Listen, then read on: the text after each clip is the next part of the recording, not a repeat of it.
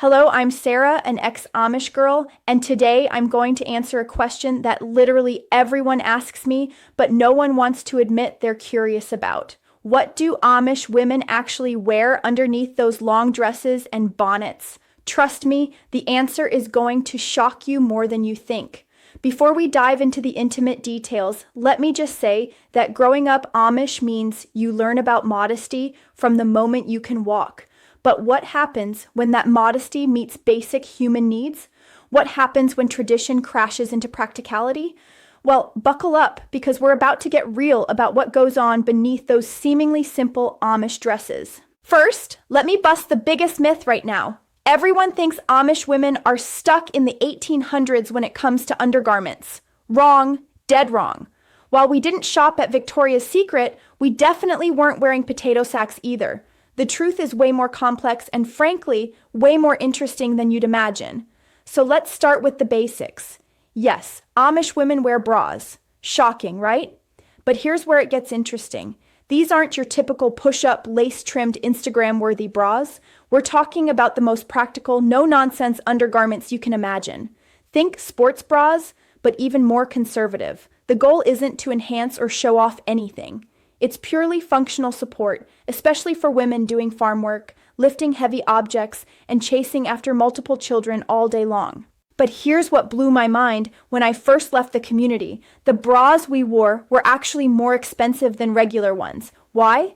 Because they had to meet very specific requirements. No underwire that could poke through and create an outline under our dresses, no decorative elements, no bright colors that might show through white fabric. Everything had to be beige, white, or the most boring shade of nude you can imagine.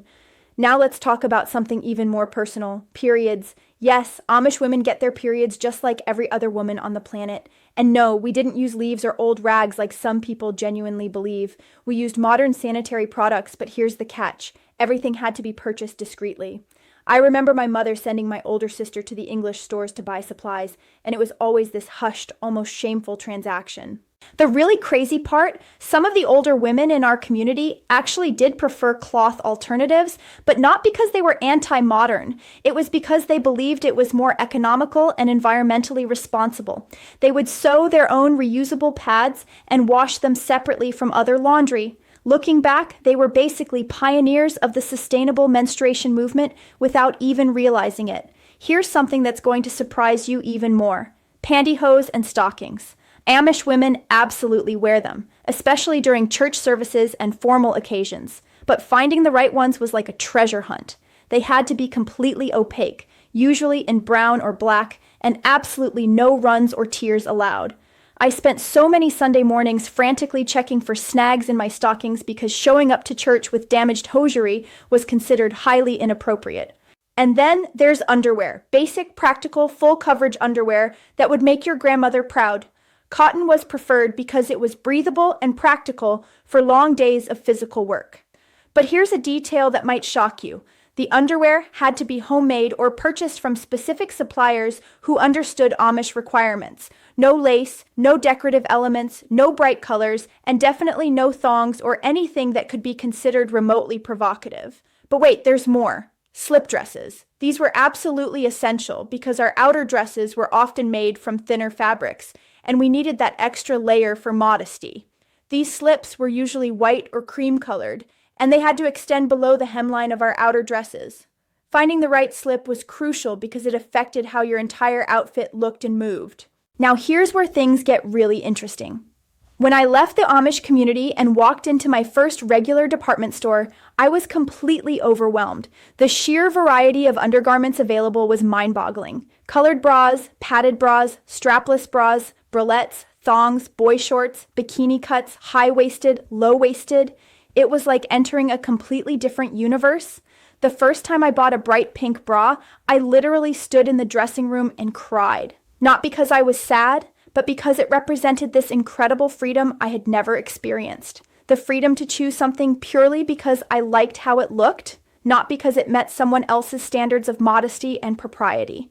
But here's the plot twist. After years of living in the English world, I actually appreciate some aspects of the Amish approach to undergarments.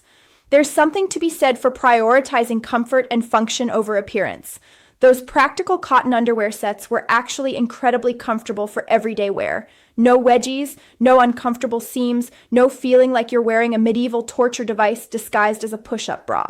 And let me tell you about laundry day. Washing undergarments in an Amish household was its own special ritual. Everything had to be washed separately, usually by hand or in a designated load. Clotheslines were strategically positioned so that intimate items wouldn't be visible to visitors or neighbors. There was this whole elaborate system for maintaining privacy while still getting everything clean and dry. The irony is that while the outside world sees Amish women as repressed or old-fashioned, the reality is that we were often more in tune with our bodies and comfort than many modern women. We wore what felt good and served a purpose, not what advertising told us we should want. Here's something I bet you never considered. Seasonal changes meant completely different undergarment strategies. Summer required the most breathable, lightweight options possible because working in long sleeves and floor-length dresses in 90-degree heat is no joke. Winter meant layering thermal undergarments beneath everything else, creating this complex system of clothing that kept us warm while maintaining modesty. And pregnancy? That opened up a whole new world of specialized undergarments that had to accommodate changing bodies while still meeting community standards. Maternity bras and underwear existed in our world, but finding them required special ordering or trips to specific stores that catered to conservative religious communities. So what's the final verdict? Do Amish women wear modern undergarments? The answer is yes and no. Yes, they wear contemporary, manufactured undergarments that serve the same basic functions as what any other woman wears. But no, they don't have access to or interest in the vast majority of styles, colors, and designs that fill regular lingerie departments. The real revelation for me was understanding that modesty and practicality don't have to mean suffering or discomfort. Amish women have figured out how to meet their physical needs while staying true to their values. Whether you agree with those values or not, you have to respect the thoughtfulness that goes into every single clothing decision.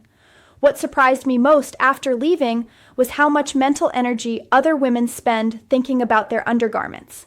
Matching sets, special occasion lingerie, constant shopping for new styles. In the Amish world, you buy quality pieces that last for years and you're done thinking about it. So there you have it. The truth about Amish women's undergarments is far more nuanced and practical than the myths suggest. It's not about being stuck in the past or rejecting all modern conveniences. It's about making deliberate choices that align with deeply held beliefs about modesty, practicality, and community standards.